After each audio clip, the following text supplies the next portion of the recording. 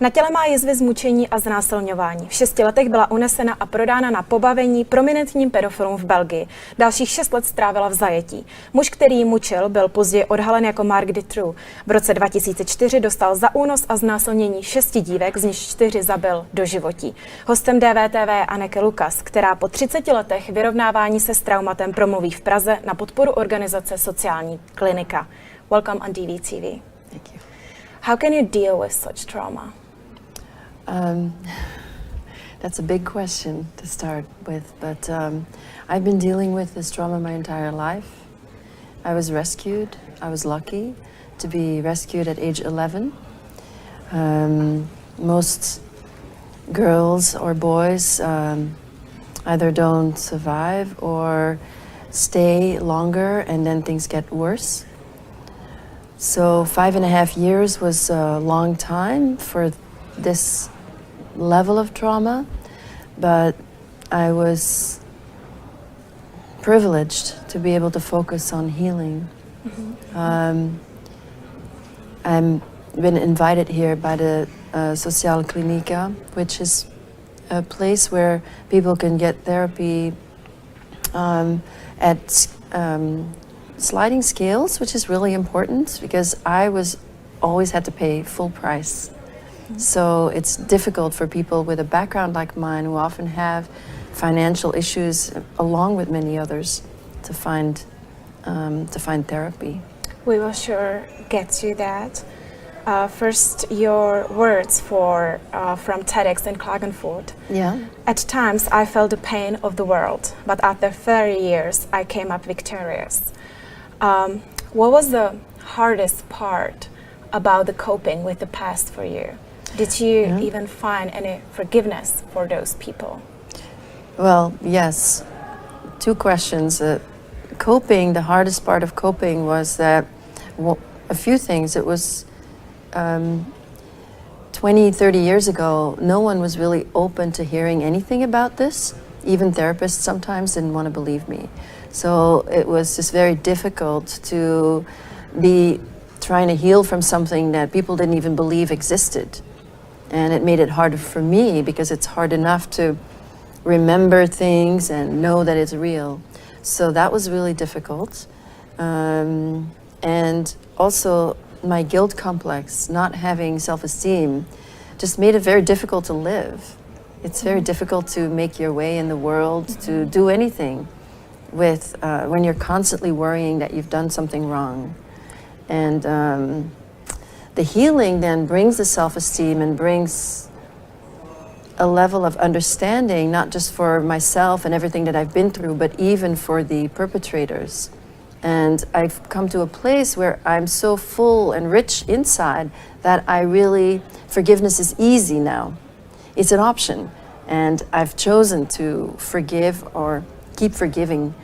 Not that I don't feel anger and that I don't want to keep working towards ending this kind of abuse, but at the same time, the forgiveness comes from a place of that I understand how deprived a person who does these things really is, who has no access to themselves, who has no sense of anything real. But that must have been a long journey. Very long, yes, my whole life. Come to that point. I'm 56, so it's been a very long journey to hear, and forgiveness is recent. It's more of a recent thing. It's the last stage of healing. You said that even the therapists didn't believe you. What made them? Like how made you for them to do your story real? Well, I didn't stay with those therapists. I found people who are supportive. But yes, that not being believed is a big part of this kind of abuse because it is so extreme, and it is even part of the way that it continues to happen, that the fact that the abusers can count on people not believing it because it is so extreme. So your own mother sold you at the age of 6 to a group of pedophiles. What made her? What's the story behind it?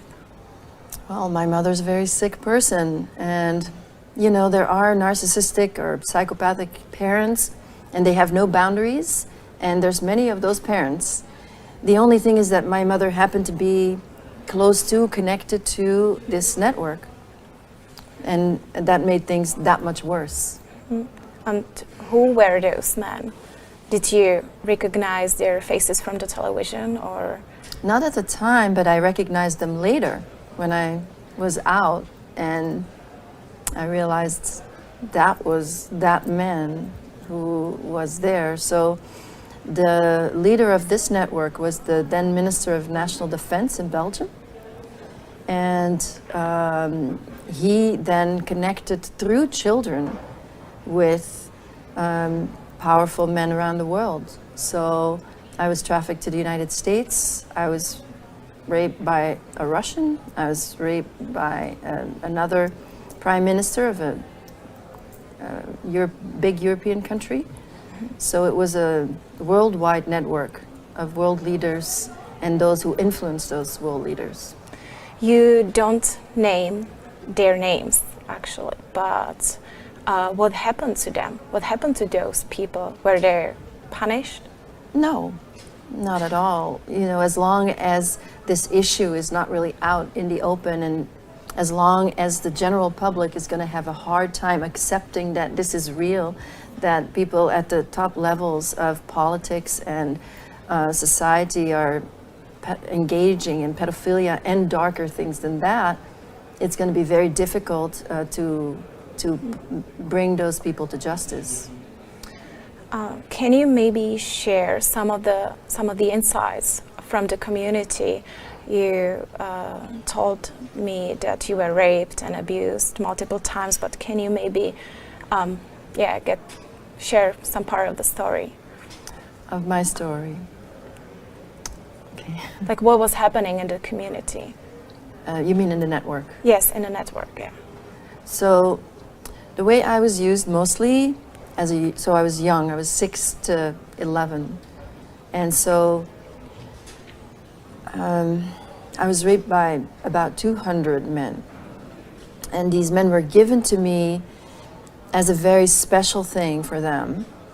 And as they were being groomed into this kind of life of the elite and the top-notch, exclusive club, they were actually on their way up. They were making their way up in the system.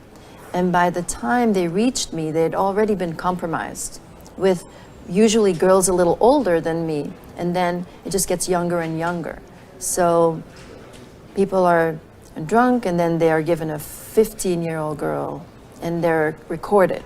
So then they have material on them. Now they've done something illegal. But then by the time they reached me, I am so young.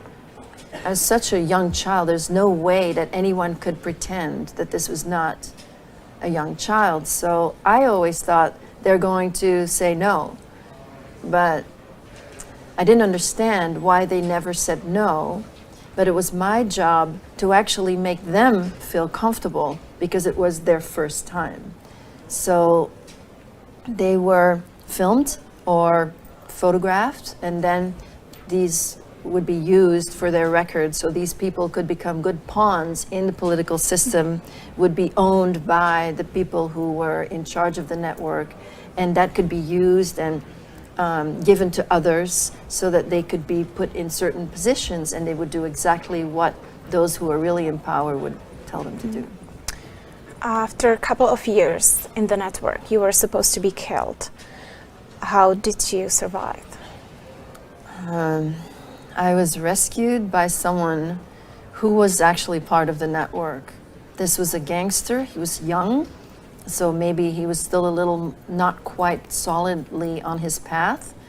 But he was moved just right before I was to be killed and then made a deal for my life. Mm-hmm. And then you... And then I was let go. Mm-hmm. So this deal eventually cost his life. This is not a world where things are done, good deeds are done and they are rewarded. No, this cost him his life eventually, but I was out. It got me out, this deal. This gangster, then 21 years old, went to work for the politician then in charge.